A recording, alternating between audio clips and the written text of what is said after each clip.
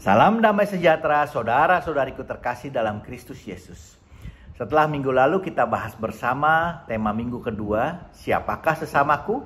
Maka pada kesempatan ini kita akan membahas tema minggu ketiga bulan keluarga 2020, yaitu bertetangga itu asyik. Manusia sebagai makhluk sosial selalu hidup berkomunitas bersama dengan manusia lain.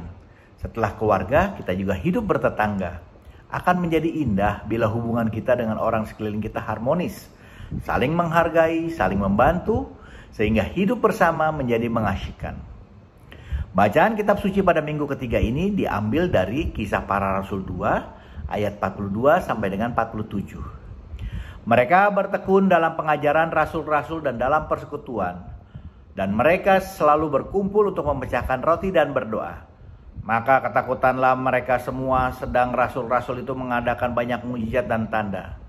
Dan semua orang yang telah menjadi percaya tetap bersatu, dan segala kepunyaan mereka adalah kepunyaan bersama. Dan selalu ada dari mereka yang menjual harta miliknya, lalu membagi-bagikannya kepada semua orang sesuai dengan keperluan masing-masing.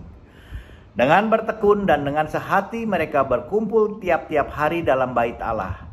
Mereka memecahkan roti di rumah masing-masing secara bergilir dan makan bersama-sama dengan gembira dan tulus hati, sambil memuji Allah, dan mereka disukai semua orang. Dan tiap-tiap hari Tuhan menambah jumlah mereka dengan orang yang diselamatkan. Nah, kisah dalam bacaan kitab suci di atas bercerita mengenai gaya hidup baru orang beriman yang berubah setelah mengenal Yesus dan dipenuhi dengan Roh Kudus. Menjadi lebih bertekun dalam pengajaran dan dalam persekutuan. Hal ini terjadi setelah didahului dengan peristiwa turunnya Roh Kudus di perikop sebelumnya, yaitu pada ayat 1 sampai dengan 13. Di mana menjadikan orang biasa dapat melakukan hal yang luar biasa, sehingga terjadi peristiwa hebat. Murid Yesus semua orang biasa. Simon Petrus hanya seorang nelayan.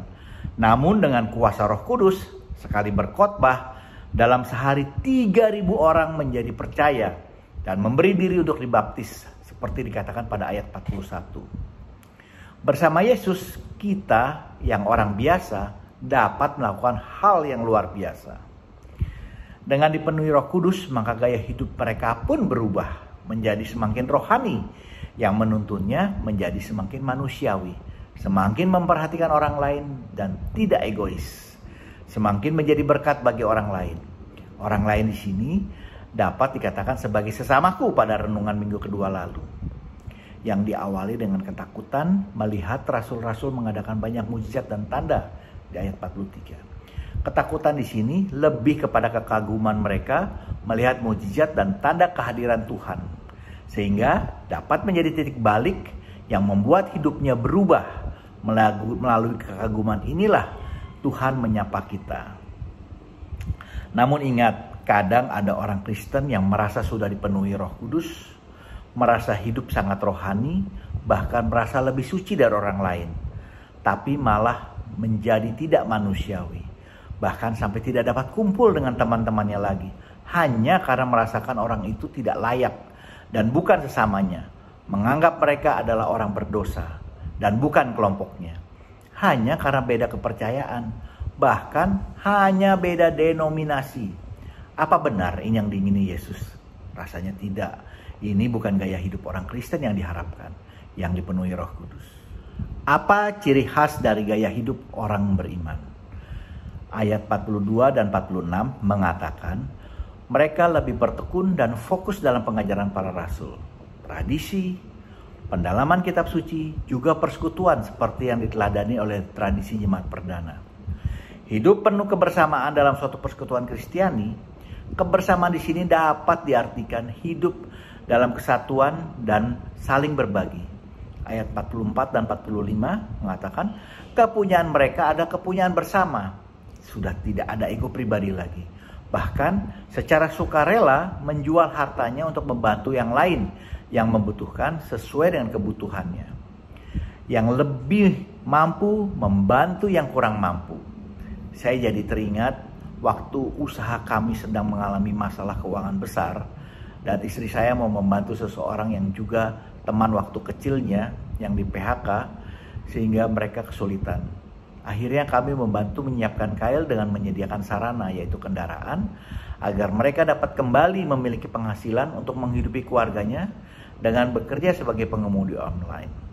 Tinggal seberapa rajinnya dia bekerja untuk memenuhi kebutuhannya. Ciri lainnya adalah sehati. Ayat 46 mengatakan bahwa dengan sehati kita dapat melakukan hal-hal yang sebenarnya sulit diterima, namun dengan hati yang bersih pasti dapat menerima segala sesuatu, termasuk dengan memberikan toleransi kepada sesamanya. Mari, sekarang kita garis bawahi kata memecahkan roti. Roti bila ingin dibagi perlu dipecah-pecahkan. Demikian pula dengan kita. Bila kita ingin berbagi, kita perlu membagi hati kita seperti roti. Roti kalau satu hanya untuk seseorang. Tapi kalau roti dibagi dengan banyak, dengan dipecah-pecah, tentu dapat dibagi pun kepada lebih banyak orang. Bukankah kita sendiri merasa sakit bila kita dipecah untuk dibagi-bagi? Demikian pula dengan ini. Berbagi artinya ada unsur pengorbanan. Semua pengorbanan pasti ada rasa sakit sekecil apapun. Korban perasaan aja sakit, apalagi pengorbanan yang lebih intens.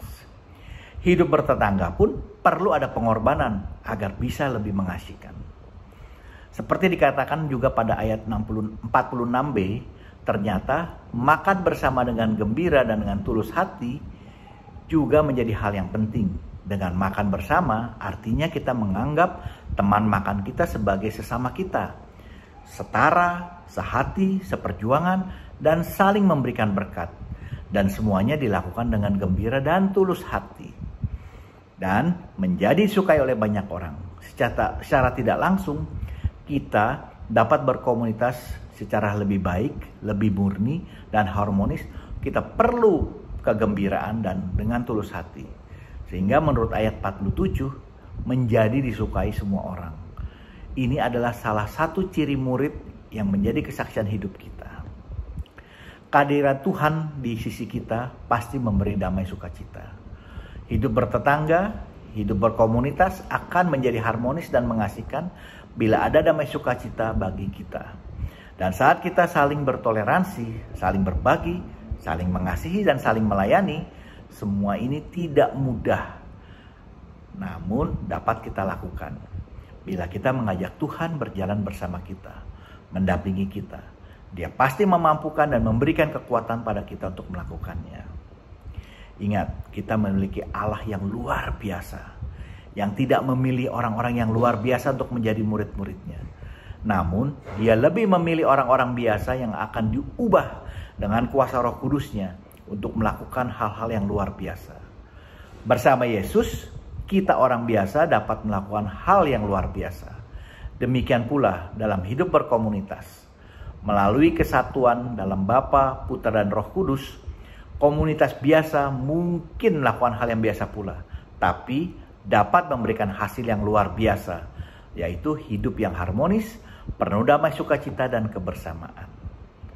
Demikianlah renungan kita hari ini. Bila ada masukan, mohon berikan komentar Anda. Jangan lupa di-subscribe dan like. Juga di-share agar kita dapat saling memberkati. Amin. Tuhan Yesus memberkati kita semua.